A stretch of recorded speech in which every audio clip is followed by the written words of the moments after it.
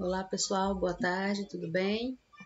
Então nós vamos falar um pouquinho agora da filosofia, educação, vamos falar um pouquinho de filosofia e religião, filosofia e artes, tá? Esses conteúdos eu deixei para a parte 2 porque para que a aula não fique muito extensa e cansativa, tá? Então nós iremos agora começar a tratar sobre filosofia e religião. É um tema bastante interessante, né? E, ao mesmo tempo, a gente precisa tomar muitos cuidados com relação à filosofia e religião, principalmente quando a gente vai estudar, quando a gente vai aprofundar na filosofia. Por quê? Porque a religião ela é algo que vem com a gente desde o nosso nascimento. Então, se nós temos as nossas crenças, nós temos a nossa fé, nós acreditamos nas coisas que nós conhecemos. E a gente precisa tomar um certo cuidado para que isso não perca um pouco o sentido no decorrer dos estudos da filosofia, tá?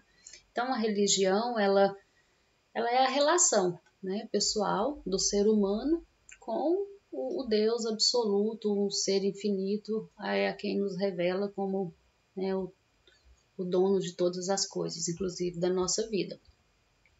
Na religião, existem 3 elementos. Esses 3 elementos, eles são fundamentais, que são eles a revelação, a fé e a doutrina religiosa. Tá? A revelação é tudo aquilo que se fundamenta numa revelação que você recebe, tá? Seja de um padre, seja de um pastor, seja de alguém que trouxe algo da parte de Deus para você. E a fé? A fé é aquilo que você acredita, né? É aquilo que você aceita, é aquilo que você crê, que você busca, que você se entrega todos os dias. E a doutrina religiosa, nós sabemos que é uma estrutura religiosa, ou seja, cada religião tem os seus conceitos, tem os seus conteúdos, tem a sua forma de ser. Isso sim é a doutrina religiosa. E qual é a função da religião? Primeiro, nós cremos que há um Deus todo-poderoso que nos cuida, que nos guarda, que nos proteja. A função da religião, ela basicamente é isso. Ela garante esse respeito. Por exemplo, eu tenho as minhas normas, eu tenho a minha moral, eu tenho a minha função dentro da sociedade, né? E eu creio que o Deus que eu sirvo, ele vem para me dar paz, ele vem para me proteger, ele vem para me livrar da dor, do sofrimento, muitas vezes da morte. Ele vem para nos libertar, ele vem para nos garantir uma vida eterna. Então, se nós temos todos esses conhecimentos que trazemos conosco desde a infância, né, sobre a função da religião, o porquê que a religião é importante para nós. Muitas vezes é através da religião que a gente consegue superar alguns obstáculos, que a gente consegue se manter de pé diante de algumas situações, não é mesmo? Cada um tem a sua religião, tem a sua fé, tem aquilo em que acredita. E quando falamos de filosofia e religião, a gente precisa entender que tem algumas distinções, né? Por quê? Porque a filosofia, ela acredita apenas na razão. A religião não, ela acredita na fé, na revelação. Então, se nós cremos, mesmo sem ver, mesmo sem entender, mas nós cremos num Deus vivo, que a gente sente, que a gente se entrega através de orações, louvor. Então, assim, a filosofia não, ela precisa ter uma razão para isso. Nós precisamos apenas da fé, enquanto religião. A verdade religiosa, ela é verdade por quê? Porque ela é revelada por Deus. A verdade filosófica, ela é apenas uma conclusão da inteligência humana. Então, a religião, ela tem como fundamental e importância a autoridade o Deus verdadeiro, o divino, todo-poderoso. A filosofia, ela já prescinde de toda autoridade, né? A única autoridade da filosofia é a evidência da razão. Então, essas são algumas distinções, porém, elas têm também relações. Essas relações, ela, desde o decorrer da história, ela sempre foi muito complexa. Por quê? Porque nós temos 4 tipos de relação da filosofia e da religião, que são elas o ateísmo, o deísmo, o fideísmo e o teísmo. O que significa isso, professora?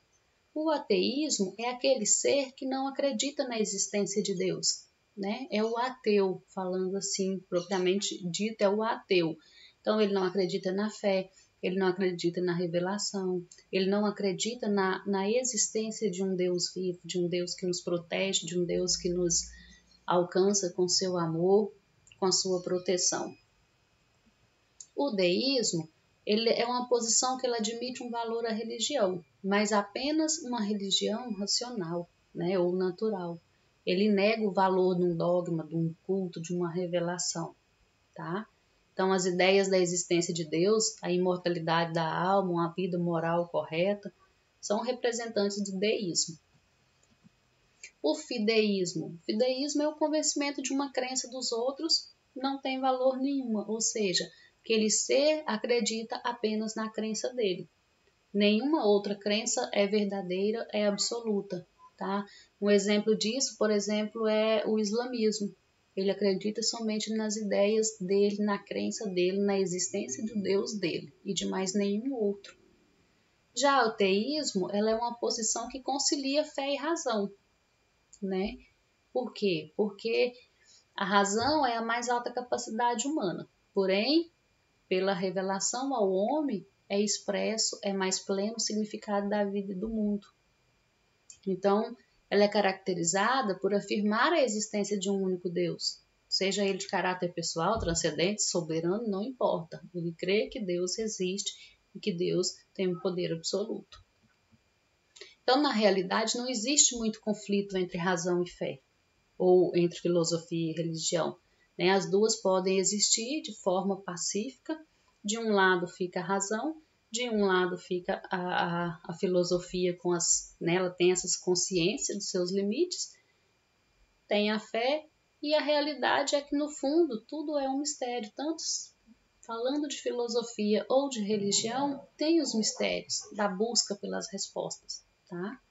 Então, abre-se um espaço para a nossa fé e também para a revelação. São duas coisas que podem caminhar juntamente tranquilamente. Não há muitas regras para definir religião e filosofia, certo? Não existe muitos conflitos reais entre ambas. E quando se fala da arte? Quando falamos da arte, nós sabemos que a filosofia ela está totalmente inserida na arte, assim como está na educação. Né? Por quê? Porque a arte ela está nas palavras, nos sons, nos gestos, nas cores, na criação. Então a arte ela é toda a dimensão cultural da humanidade. Desde que vida é vida, existe arte e existe filosofia, porque a filosofia está presente na arte. A filosofia é a obra da inteligência humana, a arte já é obra da emoção. Então, quando vamos falar de filosofia, a gente precisa da razão, a gente precisa de indagar, a gente precisa ter algo para despertar em nós aquela curiosidade. Já a arte não, a gente precisa usar a emoção, né? O nosso sentir. É o sentir, é a emoção, é o momento que você está vivendo que vai fazer sentido dentro da arte. Então, o objeto próprio da filosofia é a verdade. O objeto próprio da arte é o belo, é aquilo que te encanta, é aquilo que te enche os olhos. E a filosofia e a arte, às vezes, elas se aproximam extraordinariamente. Por quê? Porque elas estão presentes o tempo todo. E quando isso acontece, tá, que há essa aproximação, ou elas se entrelaçam, digamos assim, fica difícil você saber se a arte ela é filosófica ou se é uma filosofia artística, né? Porque se tornam praticamente uma só. E na educação? Quando falamos de educação, é possível falar da educação sem usar o termo filosofia? Não. Por quê? Porque a filosofia ela está inteiramente ligada à educação. Né? Como nós já sabemos, a educação se trata também de um dado humano, ou seja, do despertar, do conhecer, do buscar, do interagir, do absorver. Né? Então, assim, é um fato de que as pessoas mais velhas, elas educam as mais novas, seja no âmbito cultural, seja educacional, seja filosófico, porém, é um conhecimento que a gente vai passando. A gente precisa buscar, aprender, pensar de forma crítica para ter um desenvolvimento educacional de qualidade. E fazemos também as mesmas perguntas praticamente na educação como fazemos na filosofia, né? Se eu vou fazer um plano de aula, eu preciso me perguntar, para que esse plano? Qual o objetivo dessa aula? Qual o público que eu vou trabalhar? Eu vou educar a partir de quê? Né? A quem eu compete educar? Quem são os responsáveis pela educação? Família, Estado, população? Então, assim, eu também preciso fazer algumas perguntas para que eu possa desenvolver um bom planejamento. Então, ela se fundamenta no conceito do homem como sendo o quê? Racional. Não tem como eu trabalhar a educação com um ser irracional, tá? Eu preciso trabalhar o intelectual, eu preciso trabalhar a personalidade da criança, eu preciso desenvolver na criança o interesse. Para quê? Para que ela seja educada e para que ela se torne um bom cidadão. Eu não trabalho a educação da criança pensando somente no presente, mas também no futuro, tá? Porque eu preciso preparar aquela criança, aquele ser para a sociedade. Então, assim, eu preciso do apoio do Estado? Sim. Preciso do apoio da família? Sim. Preciso do apoio da sociedade? Sim. Todos estão envolvidos quando se trata da educação. Quando a gente fala da educação ao longo da história, a gente sabe que nós passamos pelos momentos de educação dos cristãos, do dualismo, do intelectualismo. Então, assim, foram vários momentos que a educação percorreu e tiveram inúmeras mudanças no decorrer dos anos até chegar aqui, né, nesse momento que estamos vivendo hoje, com a educação um pouco mais eu diria que o aluno hoje ele tem mais liberdade nas pesquisas, ele tem mais liberdade para expor, por exemplo, os pensamentos dele, porque nós passamos por momentos na educação, que iremos falar logo adiante, que as crianças não tinham essa liberdade. Então, a educação ela sofreu muitas mudanças, muitas para melhores, eu acredito assim.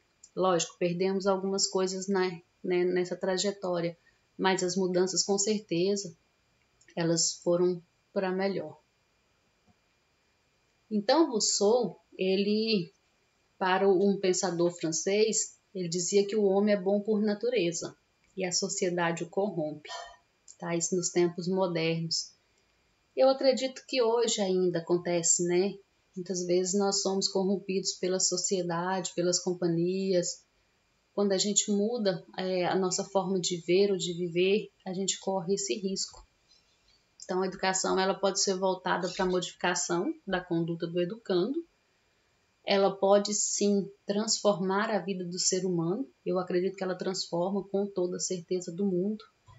E a educação, principalmente hoje, tá? Nesses tempos que estamos vivendo, a gente trabalha muito a educação através de atividades e a afetividade. Eu gosto muito das teorias de Henri Vallon. Ele trabalha muito a afetividade na educação. Então, se nós saímos de um período de tradicionalismo, estamos vivendo uma educação um pouco mais aberta, um pouco mais leve, digamos assim, mas que tem bons resultados. Então, no século XX, surgiu uma multidão de autores que trata a questão educacional e concorre para a renovação pedagógica. Os princípios filosóficos, eles são o pragmatismo, personalismo, marxismo, mas no fundo o princípio educacional ele é comum a todos os pensadores, o aluno como sujeito e a própria educação, liberdade, métodos, né, autoavaliativos. Então hoje o professor ele tem a liberdade de trabalhar de diversas formas com o aluno, diversas maneiras de trabalhar dentro da sala de aula. E a filosofia na educação da pedagogia. A pedagogia ela é a ciência da educação. Então, a gente precisa ter o quê? Conhecimentos. O professor hoje precisa estar preparado para estar na sala de aula. Ele precisa ter domínio, né, das disciplinas, dos assuntos que ele vai tratar. E é somente a pedagogia? Não. Nós precisamos conhecimentos de outras ciências humanas, a biologia, a psicologia, a sociologia, né? Tudo isso faz parte da educação. A filosofia da educação ela é uma reflexão da análise filosófica, ou seja, eu preciso buscar, eu preciso conhecer, eu preciso aprofundar. O professor ele não pode nunca parar de estudar, nunca parar de se atualizar. Então, a palavra educação, ela possui duas raízes semânticas. Quais são elas? O educere e o educare. Qual a diferença, professora? O educere significa você tirar, você extrair, você desenvolver a potencialidade do aluno. O educare é você conduzir, é você guiar. Você trabalha essas duas raízes de forma separada? Não, a gente trabalha isso em conjunto. Eu puxo, eu busco, eu instigo e eu conduzo. Tá? Então, enquanto professor, você tem essa responsabilidade. Que a educação ela é um processo que visa levar o indivíduo, né, que seja de forma simultânea ou não, a encontrar-se com a realidade. Ele precisa buscar, aprender e perceber esse crescimento educacional na vida dele. E os princípios da educação, né? Quais são os princípios da educação? Questionar a própria educação sobre os princípios basilares e suas tarefas. Por quê? Que tipo de ser humano eu quero formar? Que tipo de sociedade eu quero para o futuro? Né? Quem são os agentes da educação? É a família, a escola, a igreja, o Estado? Qual é o papel de cada um? Então, qual é a tarefa de cada um no processo educacional? Né?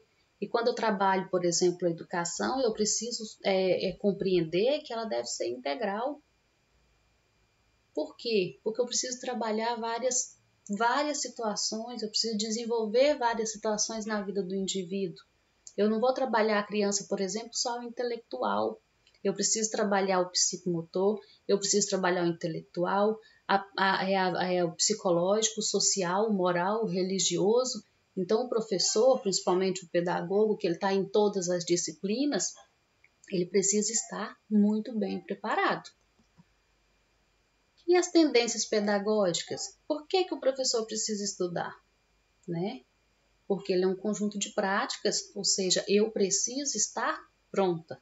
Eu não vou entrar numa sala de aula, como era no período tradicionalista, para simplesmente jogar um conhecimento da forma que eu quero e fazer com que o aluno simplesmente receba. Não, né? Isso exige uma fundamentação teórica, eu preciso estudar, eu preciso aprender a trabalhar, eu preciso aprender a conhecer, a entender o meu aluno, a saber o que se passa na vida do meu aluno, dentro e fora da escola. E quais são as ciências que estão envolvidas na pedagogia? A psicologia, a sociologia, a história, a economia, a geografia humana, o português, né, as exatas. Então, assim, é um leque de conhecimentos que você trabalha na pedagogia. E por que a pedagogia é tão importante, professora? Porque ali é a base, tá? É o alicerce da criança. Se ele tem um alicerce bem feito, bem garantido, ele não vai ter dificuldades nas séries seguintes. Se ele tem um alicerce fraco, qual é a tendência? Desmoronar. Então, eu preciso trabalhar bem o meu aluno no período do 1º ao 5º ano, tá? Muitas vezes o pedagogo ele não tem o valor que ele merecia, mas se você parar para pensar, são os anos mais importantes na vida de um estudante. Tá? É aquele período inicial. Quando ele tem uma base bem feita, ele não tem problemas futuramente.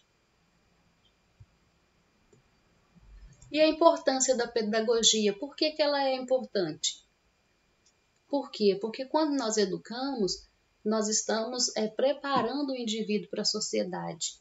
Quando eu educo minha criança, eu já sei ao final do ano que tipo de homem ele vai ser e para que tipo de sociedade ele vai viver. Né? Quais os conteúdos eu preciso usar, como ensinar, metodologia é importantíssima na sala de aula, você saber trabalhar com as ferramentas certas no momento certo. Educar o educador é um dos quesitos principais, por quê? Porque nós sabemos que há poucos anos o professor para entrar numa sala de aula ele não precisava sequer de formação. Hoje não, isso mudou muito, né? Então a valorização do magistério foi muito importante. Então, a gente precisa investir na qualidade do professor, na formação do professor, né, tanto pedagógica, quanto ética e quanto política. Tá? Nós temos uma responsabilidade muito grande. E se eu invisto na educação, Se eu invisto na qualificação desse profissional, todos vão sair ganhando. Por quê? Porque os alunos terão uma educação também de qualidade. E isso vai motivar o professor a trabalhar de forma mais leve e de forma mais prazerosa também com seus alunos. Nós saímos de uma escola tradicional e nós sabemos que na escola tradicional ela era uma escola magistrocêntrica. O que é uma escola magistrocêntrica? É aquela escola onde o principal autor é o professor. Ele era a figura mais importante, ele era o dono do conhecimento, né? E a gente sabe que muitas vezes as metodologias trabalhadas era como se fosse engessada, ele tinha uma forma de trabalhar e todos tinham apenas que ouvir, que aceitar. Então, assim, ela gerava uma certa passividade entre professor e aluno. Eu ainda estudei os primeiros anos da minha vida em escolas tradicionais. Então, assim, a gente percebe a mudança e o quanto foi importante, principalmente no desenvolvimento da criança.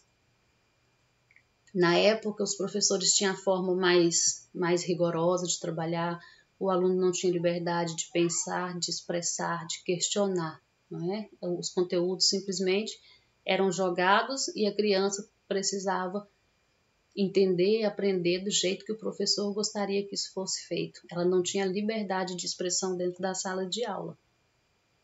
E daí, de lá para cá, a educação veio passando por muitos momentos, né? Nós tivemos o Renascimento na Idade Média, tivemos o Iluminismo na educação, a escola tradicional já no século XIX. Depois nós chegamos na escola nova. O que era essa escola nova? Quais as características dessa escola nova? A escola nova, ela foi o inverso da tradicional, porque enquanto na tradicional o professor era o centro, na escola nova quem passou a ser o centro foi o aluno. Né? O aluno ele era o centro do processo educativo. As preocupações com a natureza psicológica da criança que não eram levadas em conta na escola tradicional. Pelo contrário, a criança ela era punida, o professor tinha autonomia de bater, de castigar, de ser cruel muitas vezes com o aluno. Na escola nova, não, isso já inverteu. O professor passou a ter preocupação com o estado psicológico da criança. Então, o professor ele se tornou uma espécie de facilitador, né, de transmissor do conhecimento e não mais de poder absoluto dentro da sala de aula. A metodologia mudou, porque passamos a aprender fazendo.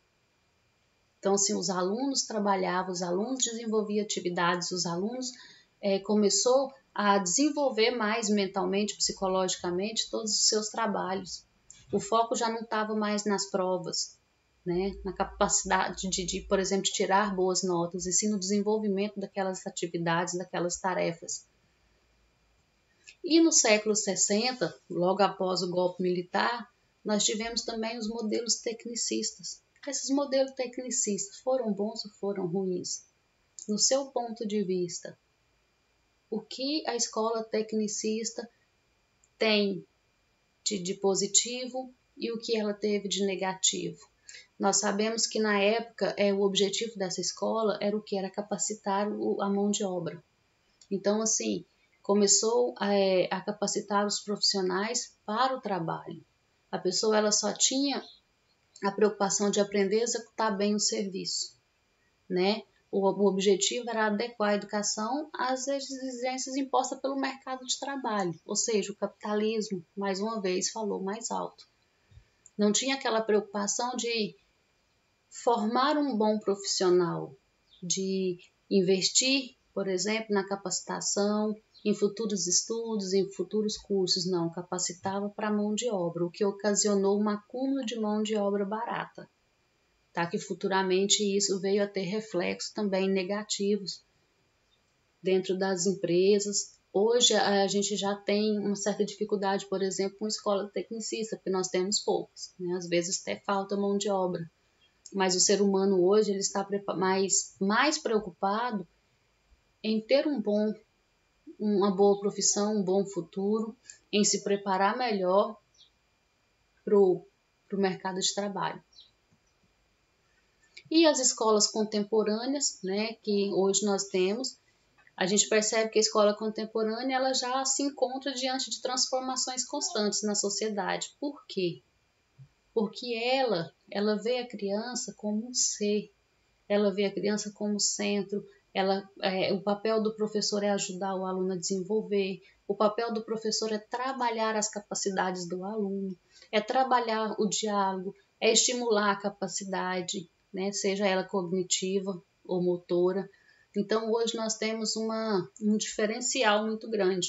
Quando você pega a escola tradicional, a escola tecnicista e a escola contemporânea, é uma mudança extremamente grande, tá? Você sai de um ponto fechado e entra num ponto totalmente aberto, onde a criança tem a liberdade de pensar, a liberdade de aprender, de transformar a vida dela de acordo com o que ela acha que é importante. Qual que é o meu papel como professora hoje? Instigar, né? Ajudar, guiar, conduzir e não mais obrigar aquela criança a aprender as coisas de uma forma qualquer. Perdemos muito? Sim. Por quê? Porque hoje a gente tem um problema muito sério na escola, que é com relação a limites, a comportamentos, porque se a gente for analisar, por exemplo, a escola tradicional com a escola contemporânea, a gente vê muito isso, o lado disciplinar da criança era muito diferente. Mas por quê? Porque às vezes ela tinha o medo, né? Não era respeito, o medo do professor, porque ele punia de forma muito cruel.